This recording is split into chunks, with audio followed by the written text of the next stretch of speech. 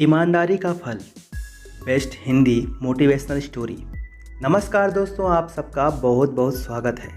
आज की इस मोटिवेशनल स्टोरी में ईमान का ज्ञान बताएगी, तो चलिए शुरू करते हैं।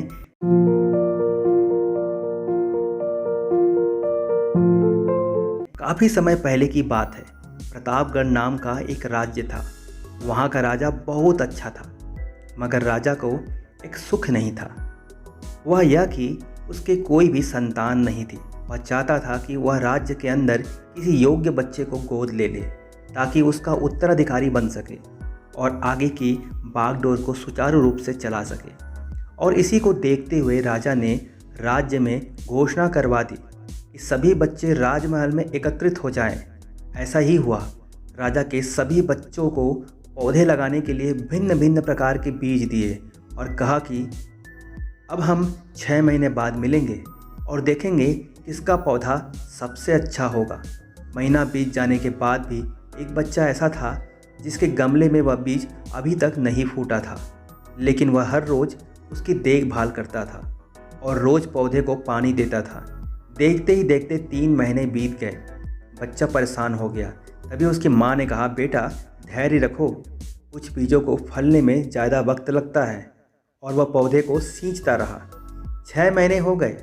राजा के पास जाने का समय आ चुका था, लेकिन वह डर रहा था कि सभी बच्चों के गमलों में तो पौधे होंगे और उसका गमला अभी भी खाली होगा।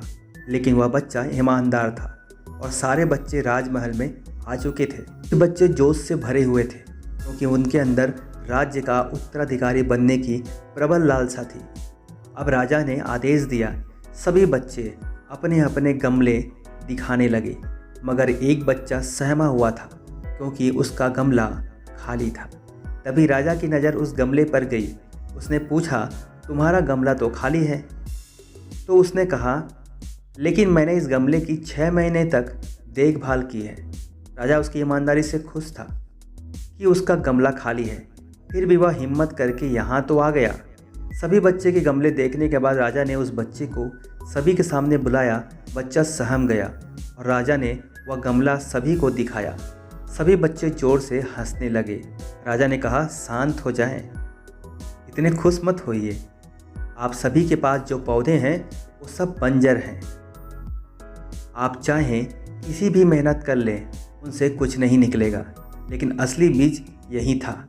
राजा कोई ईमानदारी से बेहद खुश हुआ और उस बच्चे को राज्य का उत्तराधिकारी बना दिया गया। लेकिन इस कहानी से हमें क्या सीखने को मिला?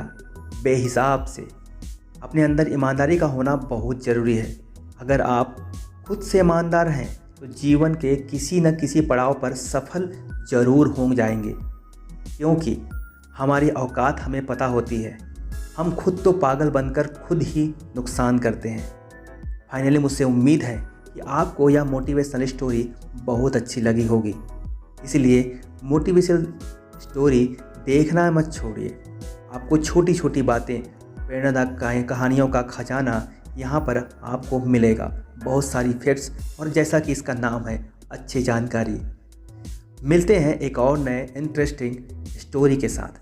तब तक के लिए अपना ख्याल रखिए। धन्यवाद।